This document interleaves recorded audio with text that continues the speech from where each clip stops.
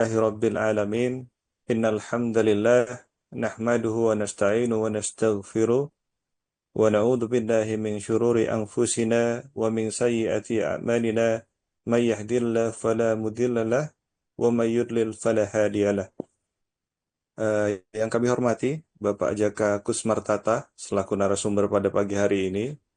Yang kami hormati para bapak dan ibu pejabat serta pegawai di lingkungan Direktorat Jenderal Bea dan Cukai, serta seluruh sahabat Morning Richard Ramadan yang insya Allah dimuliakan Allah Subhanahu wa Ta'ala. Kami ucapkan selamat bergabung dalam agenda Morning Richard Ramadan pagi ini, di mana pada pagi ini kami akan mengangkat tema integritas dan transparansi menjaga kepercayaan dalam lingkungan kerja.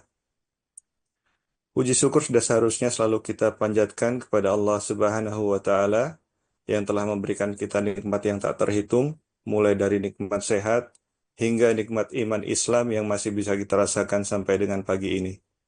Salawat dan salam juga semoga tak pernah luput dari lisan kita kepada uswatun hasanah, contoh paling sempurna dalam setiap aspek kehidupan kita, Nabi Allah Muhammad sallallahu alaihi wasallam. Baik, sebelum itu, mohon izin untuk menyapa dulu narasumber kita pada pagi hari ini. Assalamualaikum, selamat pagi Pak Jaka. Bagaimana kabarnya Pak, izin? Waalaikumsalam warahmatullahi wabarakatuh. Alhamdulillah sehat, luar biasa. Alhamdulillah Terima sehat. kasih Mas Wahyu. Oke, siap Selamat Pak. pagi untuk semua pendengar kanal Bea Cukai Radio ya. Siap Pak, izin. Sahabat Morning Richard Ramadan, narasumber kita pada pagi ini adalah bernama lengkap Bapak Jaka Kusmartata SEMM. Beliau belum lama ini, baru beberapa hari genap berusia 55 tahun. Beliau lahir pada 6 Maret 1970.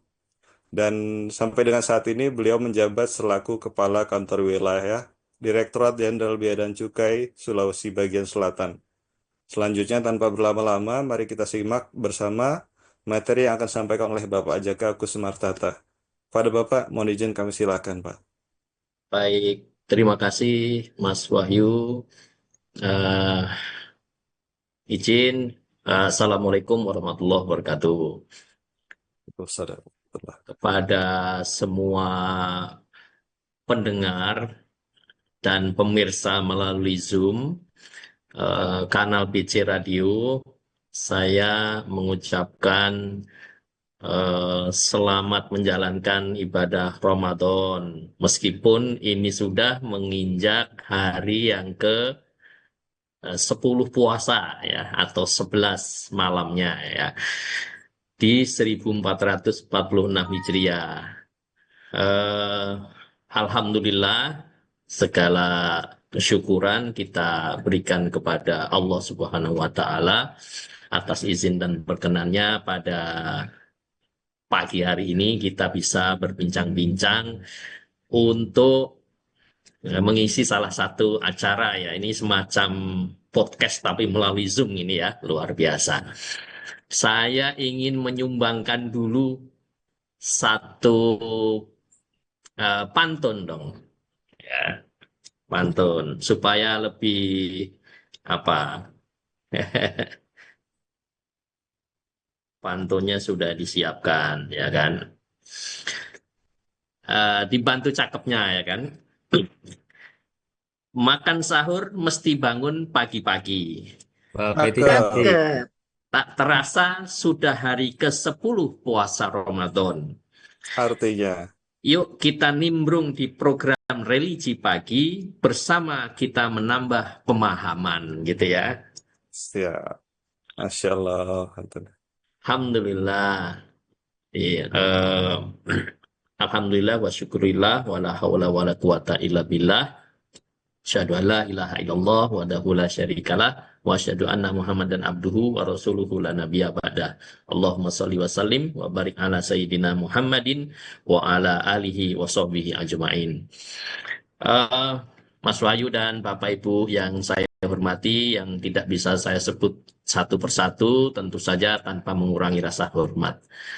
Di dalam bulan suci yang mulia ini, eh, kita ingin mengajak para pemirsa atau pendengar ya untuk sedikit berdiskusi tentang fakta yang ada di sekitar kita lah ya, ada di lingkungan kita tentang fakta yang saya baca beberapa hari yang lalu, tepatnya sekitar tanggal 4 Maret itu ada rilis studi penelitian yang dilakukan oleh Pak Denny CA.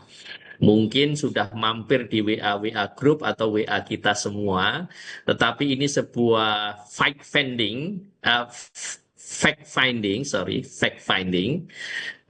temuan data serta analisa yang bisa jadi menjadi masukan yang sangat berharga untuk kita semua. Tujuannya di bulan suci ini tentu saja kita tidak ingin mencari-cari kesalahan orang lain, tapi semata-mata dalam rangka untuk mendapatkan kebaikan. Kita kesempatan untuk introspeksi, kemudian kontemplasi, sehingga tujuan dari puasa, a'udzubillahi minasyaitonirrajim, ya ayyuhalladzina amanu kutiba alaikumusiyam kama kutiba alal ladzina min qablikum la'allakum tattaqun. Agar tujuan puasa menjadikan kita adalah hamba-hamba yang bertakwa sesuai dengan jaminan Allah ini, mudah-mudahan bisa kita capai pada bulan yang mulia ini. Nah, saya sedikit disclaimer untuk pergeseran sedikit judul yang dibacakan oleh Mas Moderator tadi, oleh Mas Wahyu ya. Saya diskusi sama teman-teman, kalau judulnya yang dibaca Mas Wahyu itu kayaknya kayak diklat leadership gitu loh. Ya, kayak diklat leadership. Jadi, wah, tegang banget itu tentang integritas, transparansi, bla bla bla.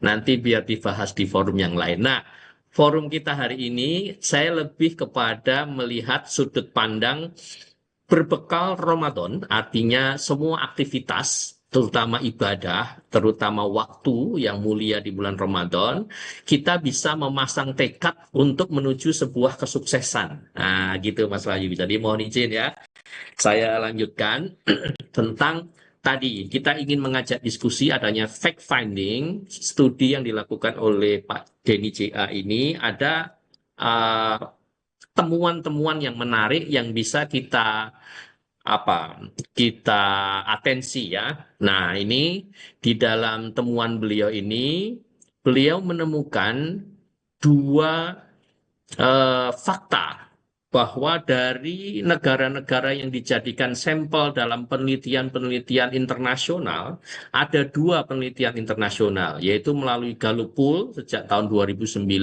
dan melalui Transparansi Internasional sejak tahun 2009 juga yang sama. Nah, kedua riset ini kemudian dibandingkan gitu ya. Yang satu riset tentang bagaimana pengaruh agama dalam ruang publik dalam sebuah negara. Nah, ini jadi penting. Jadi bagaimana keinginan populasi penduduk di negara itu untuk menggunakan agama dalam ruang publik. Itu Gallup Poll. Kemudian untuk yang transparansi internasional, yang sudah berdiri juga sejak 1990-an gitu ya. Kalau Gallup tadi sejak 1935, kalau ini sejak 1990-an. Itu juga meriset tentang kecenderungan transparan kecenderungan persepsi korupsi ya. Jadi membuat survei indeks persepsi korupsi di negara-negara di dunia. Nah, ternyata setelah disandingkan, ada irisan dari dua dataset itu, ada sekitar 111 negara yang bisa dibandingkan antara hasil Gallup Poll dengan eh, riset tentang indeks persepsi korupsi tadi, atau CPI ya, Corruption Perception Index. Lanjut, Mas. Ini mohon izin saya diberi waktu berapa ya, Mas Wahyu, untuk menyampaikan.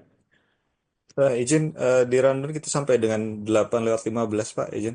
Paparannya Sampai dengan 8:15 Pak, izin. 8.15 ya. Siap. Meskipun di tempat saya sudah 8.52 nih ya. Iya, siap Pak, Di sana izin. 7.52 ya. Baik. Siap. Nah, si Mas Denny CA tadi itu eh, menemukan ya sebuah kenyataan yang agak mencengangkan sehingga saya merasa perlu menyampaikan hasil riset ini kepada teman-teman semua untuk bahan diskusi saja, untuk bahan introspeksi dan kontemplasi tadi.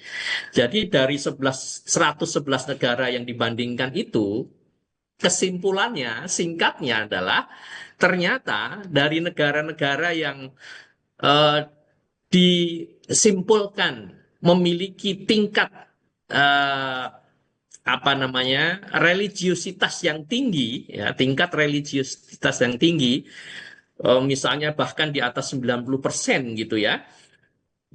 Tetapi ternyata menurut data nih, bukan menurut saya atau menurut Pak Denny JA, menurut data ternyata justru negara-negara yang religiusitasnya relatif tinggi tadi, itu ternyata data korupsinya juga semakin tinggi gitu.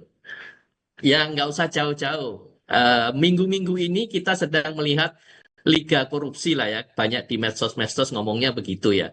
Liga korupsi. Sekarang bagian sini, besok bagian sana, besok lagi bagian sana. Nah, tentu ini membuat sebuah apa namanya eh, keprihatinan bagi kita. Kita tidak ingin mencari kenapa salah dan siapa yang salah. Tetapi yang kita lihat adalah bahwa tadi hubungan dua variabel tadi ternyata berkorelasi negatif kalau menurut survei tadi ya.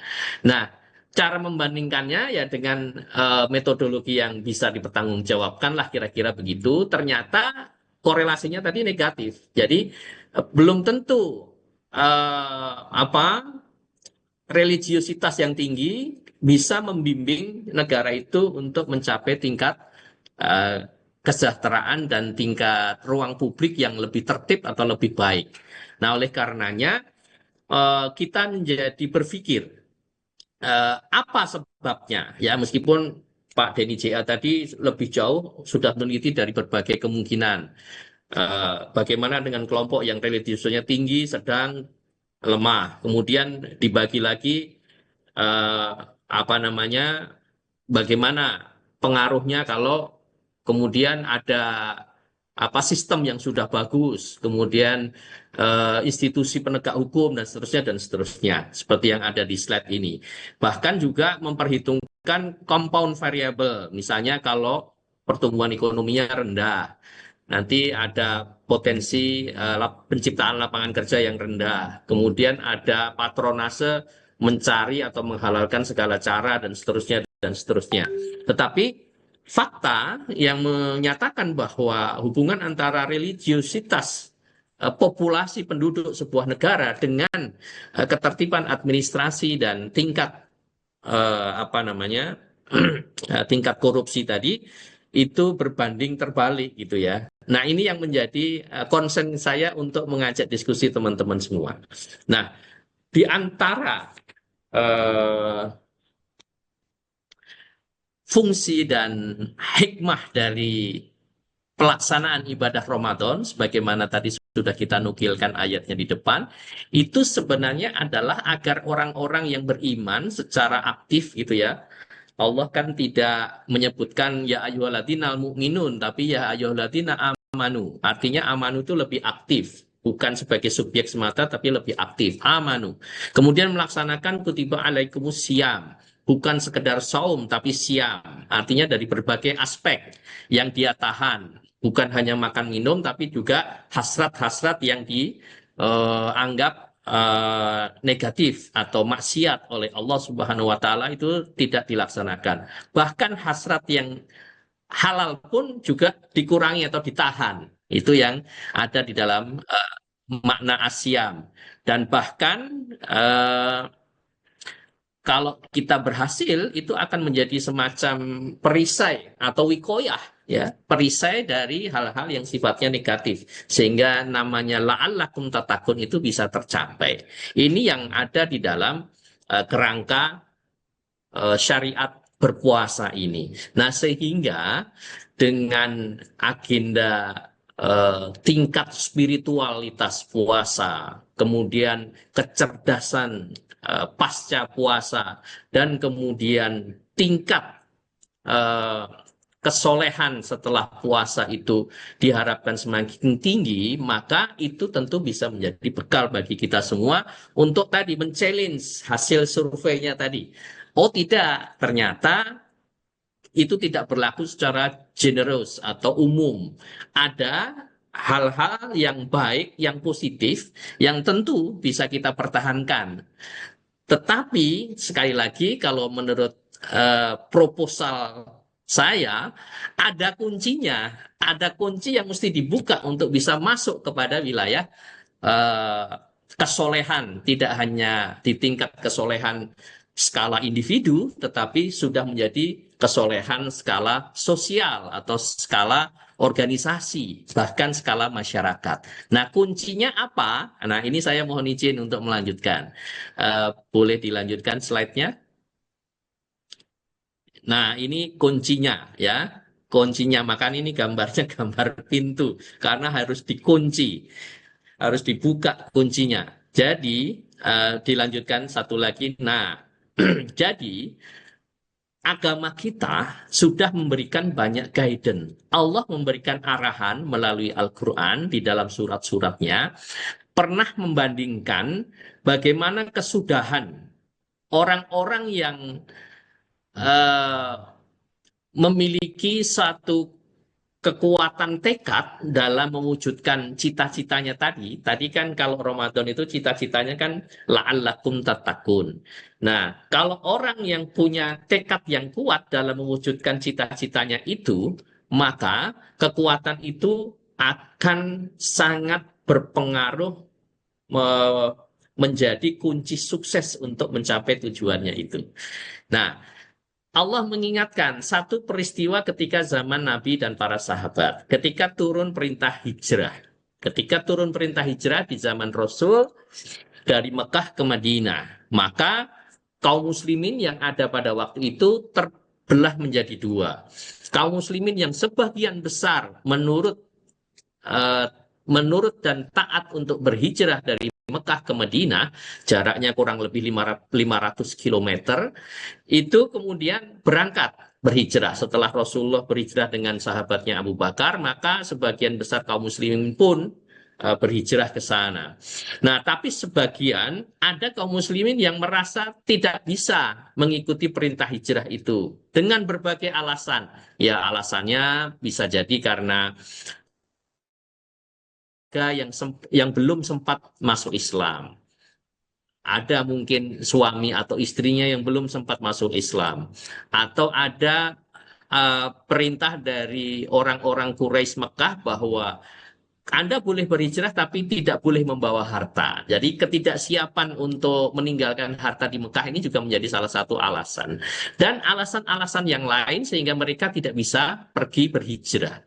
Namun pada saat terjadi peristiwa Perang Badar, ya setelah tahun kedua Hijriah, maka konstelasi pasukan yang berhadapan antara pasukan kaum muslimin dengan pasukan kaum musyrikin kafir Quraisy pada waktu itu, orang-orang kaum muslimin yang memiliki keimanan yang masih belum terlalu kuat dan belum sempat berhijrah ke Madinah, itu kemudian dijadikan sebagai tameng pasukan oleh pasukan kaum musyrikin Quraisy pada waktu itu.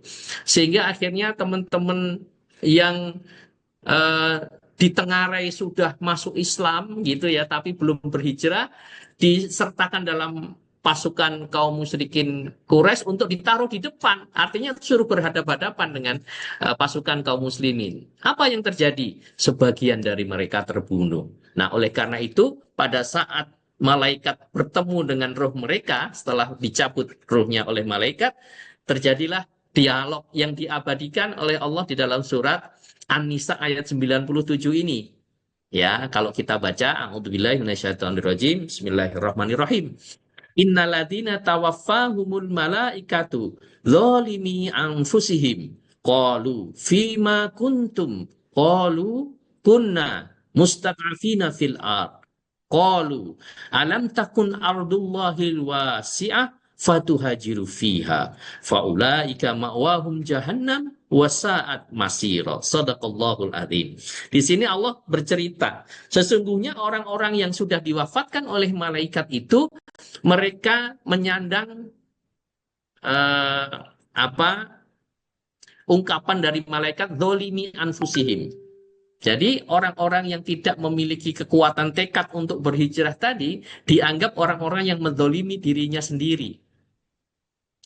Dan mereka ditanya, kenapa Anda demikian? Maka mereka menjawab, sesungguhnya kami adalah orang-orang yang lemah, yang tidak punya kekuatan tekad. Kemudian hal itu, alasan itu tidak bisa diterima ya dengan berbagai alasan yang tadi dikemukakan. Ternyata tidak diterima oleh malaikat. Qalu alam takun ardullahi wasi'ah. Bukankah bumi Allah itu sangat luas dan Anda bisa pergi kemana saja yang Anda kehendaki. Ya, dan Allah kemudian memutuskan ganjaran bagi mereka. Faulaika ma'wahum jahannam wasa'at masiro. Alasan itu tidak diterima oleh Allah dan kemudian mereka dimasukkan ke dalam neraka jahanam, di mana jahanam itu adalah tempat seburuk-buruk kembali. Nah, eh, para pemirsa kanal BC Radio baik yang di Zoom maupun di tempat masing-masing.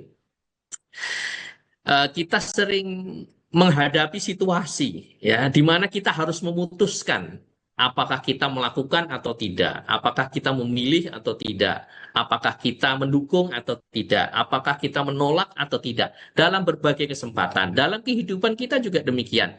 Memilih sekolah, memilih tempat bekerja, memilih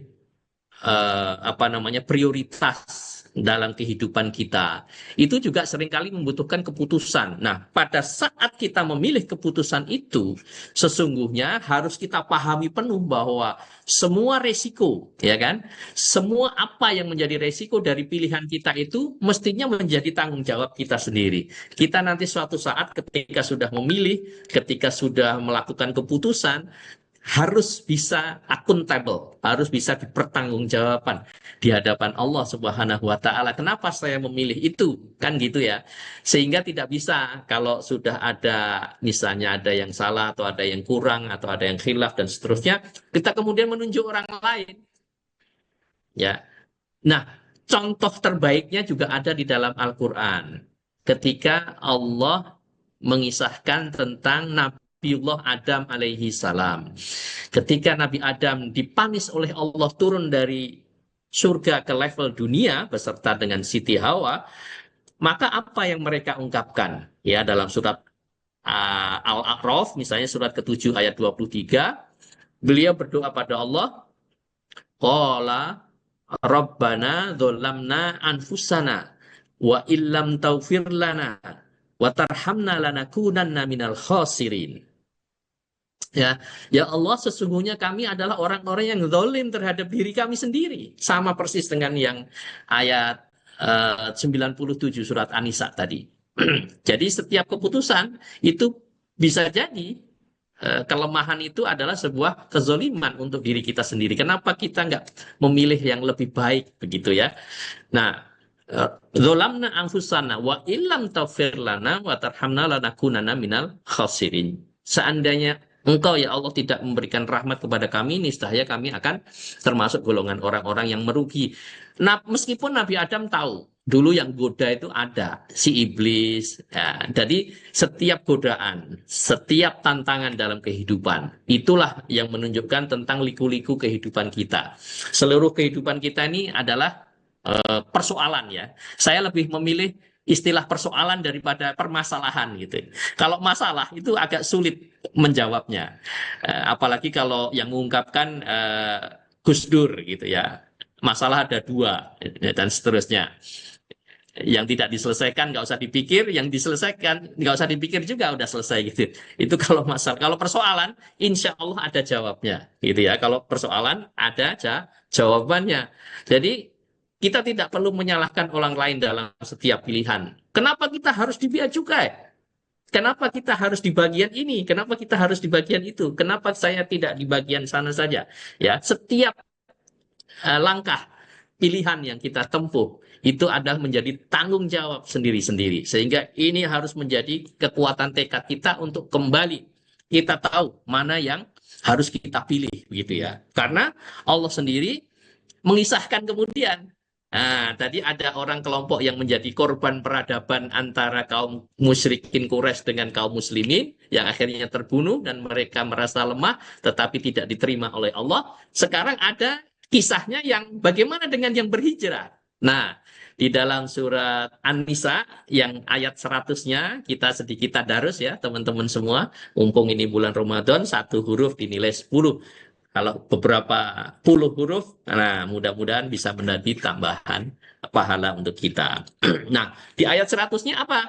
Allah berfirman, A'udzubillahi minasyaitonirrajim, "Wa may yuhajjir fi sabilillah yajid fil ardi muragaman katsira wa sa'ah wa may yukhruj min baitihi muhajiran ilallahi wa rasuli thumma yudrikhul mautu faqad waqa ajruhu 'ala Allah wa kana Allahu ghafurur rahima." Shadaqallahul azim. Jadi kisah ada seorang sahabat ya dalam kitab tafsir ada yang menuliskan namanya Zumrah bin Jundab, ada yang menyebutkan namanya Samurah bin Jundab. Siapapun namanya, tapi sahabat ini adalah sahabat yang sudah relatif renta usianya. Sudah relatif renta dan pada saat turun perintah hijrah, beliau dalam keadaan sakit yang sulit untuk berdiri, apalagi berjalan. Tetapi karena kekuatan tekad, karena kekuatan keinginan untuk patuh, taat pada perintah hijrah, maka kemudian beliau memerintahkan kepada anaknya, wahai anakku, tolong aku dipandu. Jadi disiapkan tandu, ya, disiapkan tandu untuk berhijrah. Nah, singkat cerita, baru perjalanan sampai di daerah atau kota Tan'im sekitar 5 kilometer setelah Mekah itu ada kota namanya Tan'im di mana kalau kita biasa haji atau umroh itu adalah tempat mikot untuk umroh atau haji karena itu adalah tempat terdekat untuk bisa umroh ketika menjadi penduduk Mekah ya. Kalau dari Indonesia berbeda lagi tempatnya mikotnya. Nah, di Tan'im itu baru 5 kilometer, itu baru 1% dari jarak antara Mekah ke Madinah yang 500 kilometer tadi. Nah, sehingga para penduduk Mekah pun ya ngegosip ya kan ngegosip, wah itu kasihan tuh sahabat Nabi. Sudah diminta jangan berangkat malah masih nekat berangkat, sakit lagi akhirnya wafat di kota Tan'im ya baru 5 kilometer ya. Tetapi Allah Subhanahu wa taala menjawab dengan ayat ini bahwa barang siapa yang berhijrah ya maka Allah menyiapkan muraghaman katsira wasa, menyiapkan kelapangan rezeki dan tempat-tempat yang bisa dikunjungi atau dijadikan domisili. Dan bahkan Allah meyakinkan wa may yakhruj min baitihi muhajiran ilallahi wa rasulih. Barang siapa yang keluar dari rumahnya berhijrah demi Allah dan Rasulnya, kemudian beliau wafat, thumma yudrikhul mautu faqad waqa'a ajruhu 'alallah. Maka ya faqadnya itu ada fa ada qad itu. Itu para ahli tafsir konon dalam kitab-kitab tafsir mengajarkan itu menunjukkan tingkat kepastian yang tinggi. Faqad waqa'a ajruhu 'alallah. Maka Allah lah yang telah memutuskan pahala untuk dia, untuk beliau akan dijadikan sama dengan pahala orang-orang yang berhijrah meskipun baru 1% dalam perjalanan. Wa kana Allahu ghafurur rahima. Maka Allah itu adalah Maha Pengampun lagi Maha Penyayang. Maha Pengampun lagi Maha Penyayang. Jadi tidak menjadi problem apabila ada orang yang berkekuatan tekad, ya memiliki kekuatan tekad yang tinggi. Apalagi kita ya, kalau masih muda atau sebaya itu punya idealisme yang kuat. Ingin ngatur ini, ingin ngatur itu yang intinya adalah sebuah kebaikan. Nah, kalau kita bisa memiliki sebuah idealisme kemudian bisa terapkan atau aplikasikan, alhamdulillah.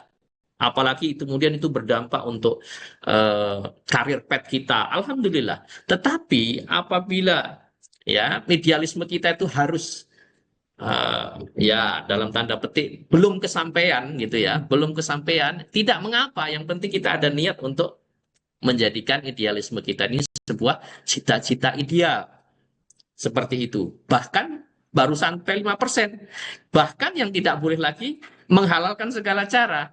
Al-wasilah la tubaridul al-ghayah la tubaridul wasilah.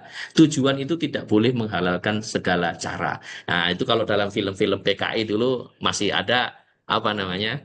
eh, menghalalkan segala cara. Nah, itu memang tidak diperbolehkan. Nah, di dalam Islam guidance-nya adalah yuk kita tata kita sebagai sebuah pribadi yang memiliki kemampuan untuk mentransformasi spiritual Ramadan ini tidak hanya dalam skala pribadi atau individu, tetapi transformasi solehnya adalah pada level sosial, pada level keluarga kita, anak, istri, keluarga kita, ya teman-teman sejawat kita, pimpinan maupun anggota-anggota kita di bawah, ataupun organisasi maupun masyarakat kita.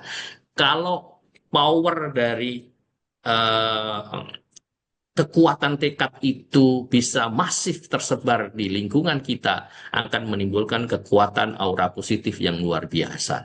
Sehingga kita mendapatkan hal positif yang dijadikan sebagai kekuatan atau bekal utama untuk menuju kesuksesan kita itu tadi. Nah, mungkin dari waktu yang tersedia, itu yang ingin saya sampaikan sebagai bahan diskusi ya. Supaya apa? Apa yang ada di dalam idealisme pikiran kita itu bisa menjadi terapan atau amalia. Kalau hanya di dalam kepala atau cita-cita saja, ya itu tidak akan pernah berubah, bertransformasi menjadi amal. Tapi kalau ini eh, kita hayati, kita dalami, kemudian kita terapkan untuk kita dan kemudian untuk lingkungan di sekitar kita, insya Allah mudah-mudahan kekuatan tadi membawa keberkahan untuk kita semua dan apa yang kita cita-citakan mendapatkan pertolongan dari Allah Subhanahu wa taala. Mungkin sementara itu Mas Wahyu untuk bahan diskusi kita, kurang lebihnya mohon dia maafkan. Jazakallah khair Pak Jaka atas materi yang telah sampaikan. Luar biasa banget tadi atau atas materi yang telah sampaikan. Mulai dari terkait dengan tekad sampai dengan semangat untuk berhijrah tadi. Untuk itu selanjutnya dibuka sesi diskusi maupun tanya jawab kepada para peserta dan dipersilahkan kepada para peserta yang ingin menanyakan secara langsung untuk menggunakan fitur raise hand di Zoom atau juga dapat menyampaikan pertanyaannya melalui kolom atau kolom obrolan. Silakan Bapak Ibu.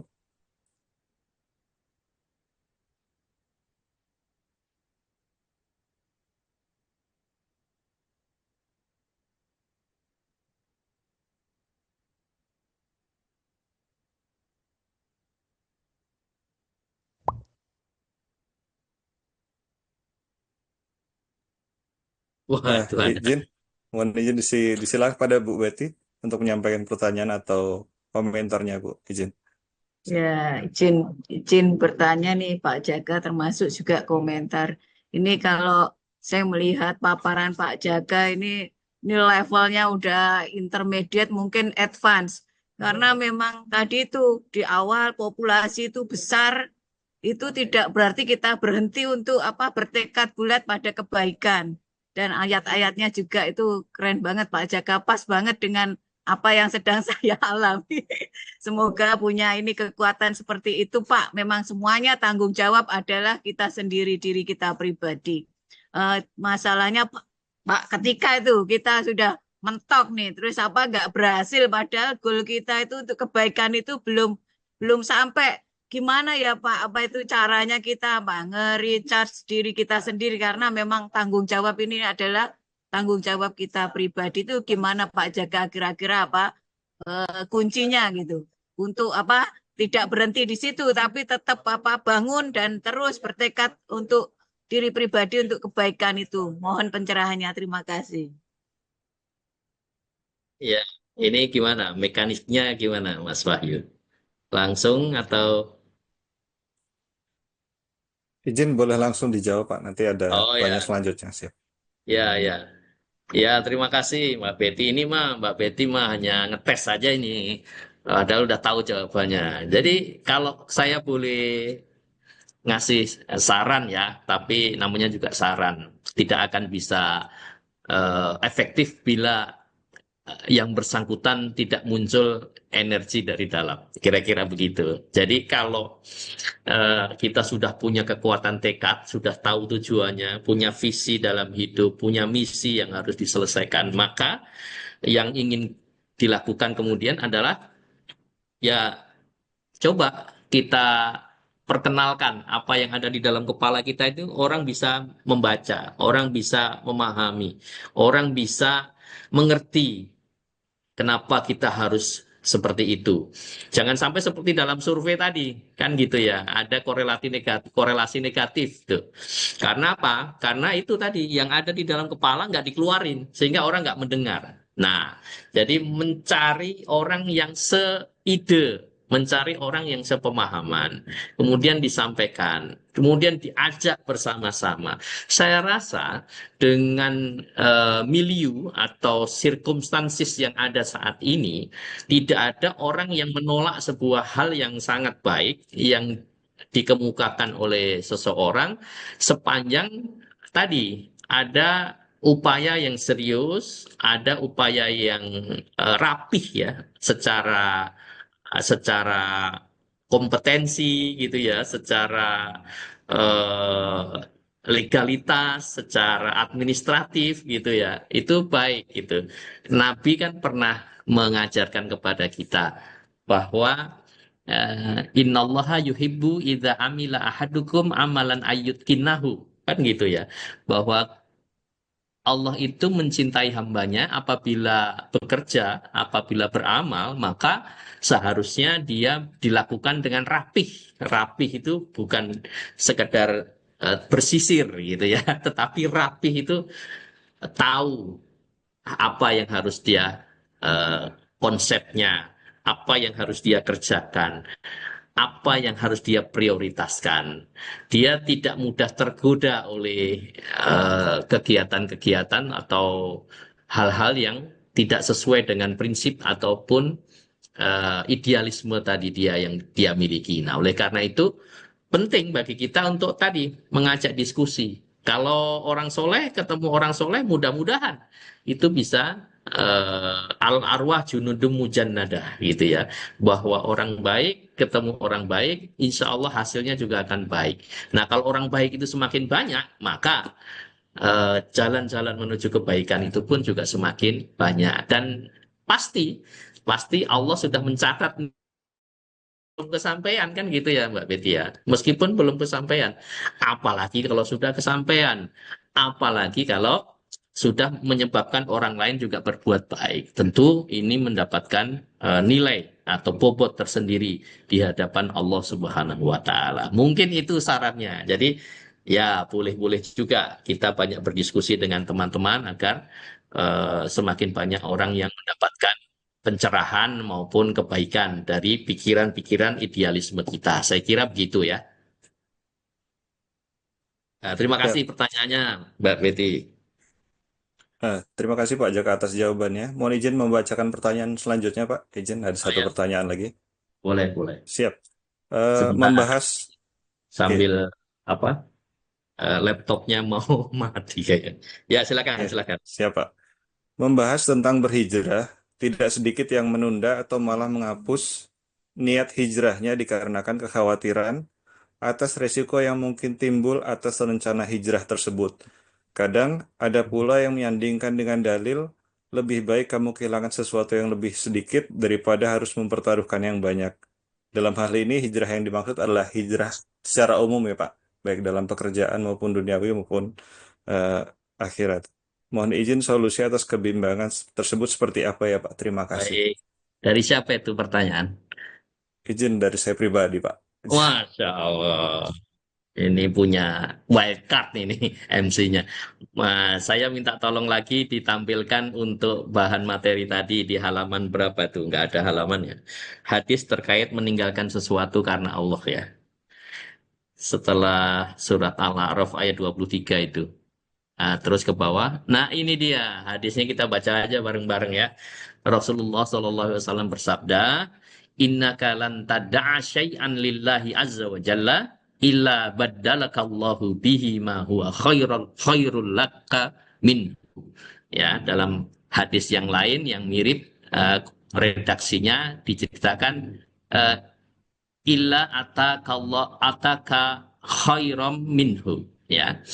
Artinya, sesungguhnya jika engkau meninggalkan sesuatu karena Allah, niscaya Allah akan memberi ganti kepadamu yang dengan yang lebih baik lagi. Jadi tidak ada kata eh, kembali, tidak ada kata surut. Sekali apa tuh kalau peribahasa orang Padang itu ya, sekali layar terkembang maka surut untuk kembali pulang, kan kira-kira begitu ya. Jadi sekali itu ada lagi kaidah ilmu fikih, apa, usul fikih, kaidah usul fikih. uh, Mala yatroku kulluhu la yatroku kulluh. Ya, mala yatroku kulluh la yatroku. Yang satu pakai dal, satu pakai ta. Mala yatroku kulluh la yatroku kulluh. Kalau Anda tidak punya apa, tidak mendapatkan sesuatu sedikit itu, maka jangan tinggalkan semuanya. Artinya apa yang kita mampu, ya, apa yang kita sanggup, itu ya kita tinggalkan. Karena kita tahu gantinya pasti Allah lebih lebih baik lagi. Itu pasti janji Allah. Kadang-kadang kita nggak kuat tekadnya itu karena ragu-ragu, bimbang. Ini nanti kira-kira nasib kita gimana? Padahal rezeki kan dari Allah Subhanahu wa Ta'ala. Sehingga kita pasti akan mendapatkan ganti yang lebih baik lagi ketika kita punya keputusan yang baik, gitu ya Mas Wahyu. Apalagi kalau kita sudah tidak memperoleh sesuatu, itu kemudian jangan ditinggalkan sama sekali. Nah, misalnya sekarang ini kita di bea cukai, misalnya gitu ya. Di bea cukai, wah, di bea cukai ini kita harus taat tertib dengan aturan yang harus diatur oleh pimpinan, ada pimpinannya, dan seterusnya, dan seterusnya. Karena kita merasa tidak bisa ideal, misalnya begitu. Merasa tidak bisa ideal, lalu kita tinggalkan sama sekali. Nah, artinya apa? Kita tidak boleh meninggalkan posnya masing-masing ketika kita punya idealisme. Silahkan, monggo, dengan segala apa, ide-ide brilian untuk memperbaiki organisasi ini. Tetapi kalau sudah punya kemauan, tekad, insya Allah pasti ada jalan. Itu juga janji dari Allah Subhanahu wa Ta'ala. Mungkin seperti itu, Mas Wahyu. Siap, terima kasih Pak Jaka atas jawabannya Pak. Mohon izin Pak, mengingat keterbatasan waktu yang saat ini sudah menunjukkan pukul 8:25. Mohon izin untuk kita cukupkan sesi diskusi dan tanya jawab kali ini ya Pak. Baik, baik. Eh, Terima kasih. Siap. Terima kasih kami ucapkan pada Pak Jaka Kusmartata yang telah berkenan memberikan waktunya di sela-sela kesibukannya pada acara pagi hari ini. Kami juga mengucapkan terima kasih kepada para sahabat Morning Richard Ramadan yang telah mengikuti acara pagi ini hingga selesai. Semoga materi yang telah sampaikan tadi bisa memberi banyak manfaat bagi kita semua, serta Allah Subhanahu wa Ta'ala catat sebagai amal ibadah bagi narasumber kita. Amin. Bagi kita semua Amin. yang Allahumma amin. mendengarkan. Siap, Pak. Juga bagi Mas MC. Amin. Allahumma amin. Bagi Panitia para juga. sahabat, siap yang mungkin tidak sempat mendengarkan secara penuh materi Morning Richard Ramadan pagi ini, maupun episode-episode sebelumnya, rekaman dapat disimak pada tautan linktr.ee/masjid Baitul Taqwa. Mewakili segenap panitia yang bertugas, kami mohon maaf atas segala hilaf dan kesalahan. Adapun segala kebenaran hanya milik Allah Subhanahu wa Ta'ala. Marilah kita tutup agenda pagi ini dengan bersama-sama membaca doa kafaratul majelis. Subhanakallahumma wa bihamdika asyhadu an la ilaha illa anta astaghfiruka wa atubu ilaik. Mohon izin membalas pantun dari Pak Jaka di awal tadi, Pak. Naik Ya, kereta ke Kampung Bandan, jangan lupa beli Cakep. tiketnya. Cukup sekian Morning Richard Ramadan. Sampai jumpa di episode selanjutnya. Saya selaku Cuci MC tangan, mohon izin cuci undur tangan diri. sampai bersih. Sekian, terima kasih. Guys, Ya, terima saya kasih selaku Pak. MC mohon izin undur diri, Pak. Wassalamualaikum warahmatullahi wabarakatuh. Waalaikumsalam. Mohon maaf Waalaikumsalam ya, yang belum warahmatullahi sempat jawab wabarakatuh. melalui apa di chat ya. Terima Ya, kasih semua perhatiannya, Mohon maaf silaturahminya, lahir dan saling batin. mendoakan. Recording Mohon maaf lahir stopped. batin. Yuk, saya Terima izin kasih dulu. Amin amin ya rabbal Assalamualaikum. alamin. Ye, sami-sami. Waalaikumsalam. sampai ketemu lagi besok insya Allah di gelombang dan jam yang sama. Salam Pak Ratno. Oh, siapa dosen? Ya, untuk seluruh materi dan materi tidak semua ada sih. Dan insya Allah rekaman juga ada di link tadi, Pak. Barakallah Pak Ratno. Ya, Sehat-sehat. Pak. Wassalam. Izin live. Assalamualaikum. Salam. Sehat, Pak Ivan? Ada mati. Udah Pak. Oh, koleganya Pak ya. Oh, Pak Catur tadi nak ngobrol nih. Jadwal Pak Kanwil Jateng kapan Pak Ratno? Aduh, ngali yo. Adanya tinggal tanggal akhir tuh Pak 24 sampai 30. Tapi urungan apa? Kita belum cuber kan itu. Belum. Ya, kan nggak ada hubungannya Pak cuti bersama Iya. dengan Oh iya kan lanjut terus ya. Masih aman lah bisa itu. kecuali cuti bersama tidak puasa bukan. Ais. Kan nggak ada hubungannya. Materinya boleh dibagi nggak, Mas? Materinya, Mas. Kenapa? Materinya Nanti boleh dibagi nggak, Mas? di upload lah, nanti kami upload di sekalian Siap. di link ya. Mohon izin Pak Agus, coy. Siap. Untuk player besok pagi sama Ah. akun saya nggak bisa hapus background. Sudah saya buat di halaman 1. Oke, siap, Mas. Ya, siap. Siap. Nanti kami yang download nggak apa-apa. Siap. Pak Catur mana Pak Catur tadi? Pak saya sehat? Sarapan apa pagi Pak saya?